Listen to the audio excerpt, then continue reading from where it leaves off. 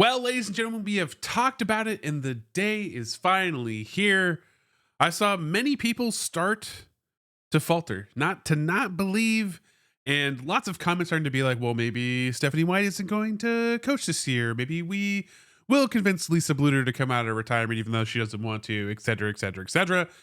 But today is made official. The Indiana Fever have hired Stephanie White as the head coach for the Indiana Fever, and there's just not a better pick.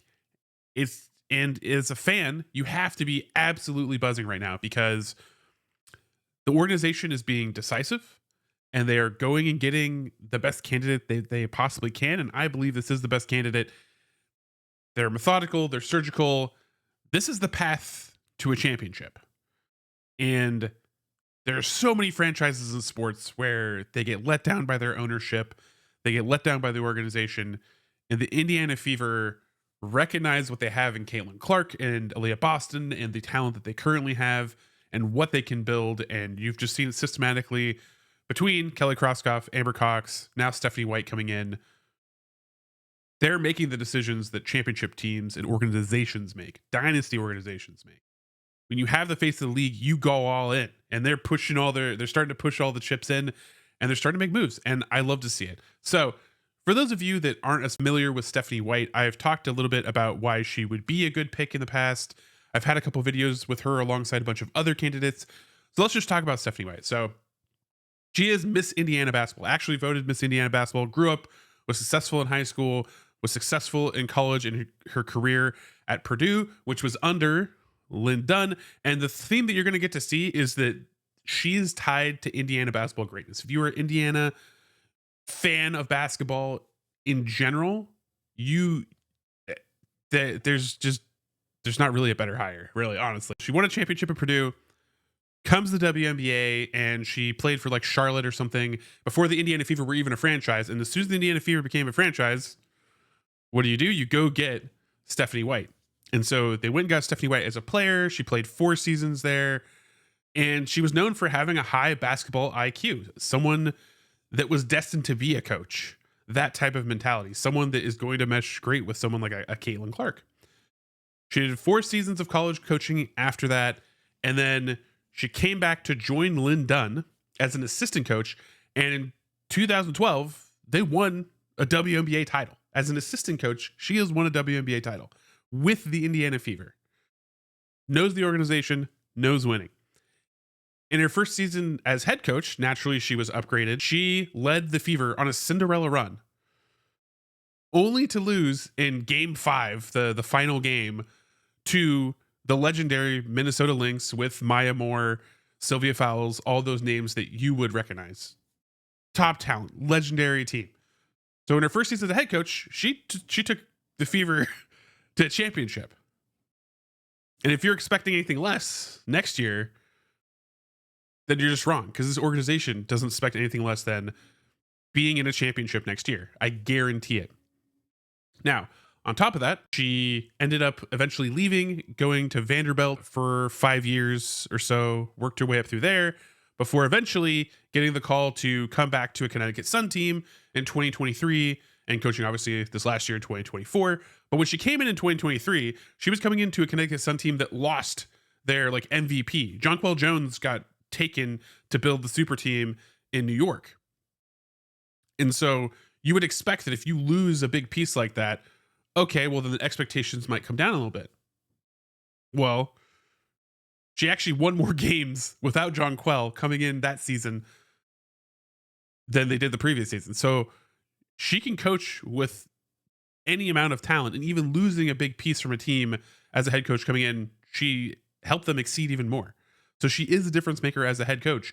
And you've seen it multiple times now in her WNBA stints, between coming in the first season of the Fever, taking them to a championship, and then now coming in as a Connecticut Sun coach and helping make a run with them. Now, if this wasn't enough, in those seasons at Connecticut, she was 55 and 25. 2 seasons, 55 and 25. That's the bar. This is a 27-28 win head coach for the Connecticut Sun. Being excited about overachieving and getting 20 wins and 20 losses while a great accomplishment, is not the expectations for next year and not the caliber of the coach that we are bringing in. We should expect 25 plus wins, and I expect it to actually be more around that 27, 28, maybe even 30 wins, depending on what pieces the Indiana Fever bring in next year. So, if that was enough, the coincidences are ridiculous because when when Stephanie White was playing at Indiana and through her college career stuff, she was wearing number 22. So she is a player that played for Indiana as a professional player, coached for Indiana as a professional coach, wore the same number as Caitlin Clark. They have a great relationship. She's been watching Caitlin Clark play since Caitlin Clark was 8 years old. She's announced her college games. They have a rapport. They have an understanding. When this hiring was announced, Caitlin Clark was on Instagram jumping for joy. Lexi Hall jumping for joy. The players are excited about this hire, which should tell you everything you know. If you have any doubts, if you have any weird things that you're working through about Stephanie White being the coach of the Connecticut Sun, especially last year, stuff revolving Caitlin Clark, don't. Caitlin Clark loves her. The players love her. And that should tell you how good of a coach she is. And I can't think of a better candidate. And I can't think of a more exciting time to be a fan of Indiana basketball and the Indiana Fever in this new era. This is everything you could possibly want. The Avengers being reassembled to make a championship happen, while the WNBA and women's basketball is just taken off. Thing that is exciting about Stephanie White for me personally also is, that she's a high basketball IQ coach. She's going to be able to make adjustments in game. She's going to improve the Fever's defense. And I've always said that they have the offensive tool on the Indiana Fever. They're probably going to load up even more with offseason acquisitions if they bring in Satu, whatever, where the defense just has to be good enough. You don't have to have a top 3 defense like they had in Connecticut. Your offense is so good that you just need like a top, like half of the league. If you get to top 6 in the league, you probably win a championship with what the offense of a Caitlin Clark led Indiana Fever team can do for you. But on top of that, she knows how to coach high flying offenses. She's been a part of them. She's coached them.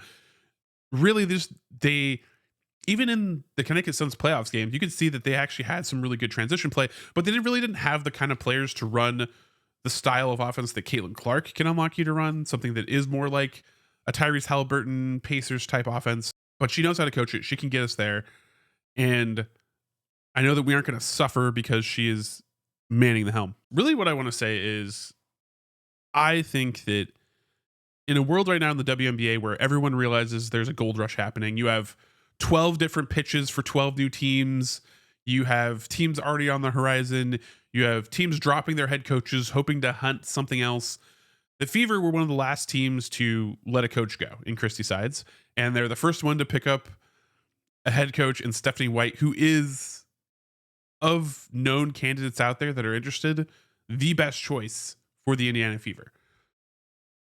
And they're making moves, and they're showing that they're aggressive. And while everyone else has let people go, there's not a clear view of what their mission is. They might have baggage of their organization and with the Sky.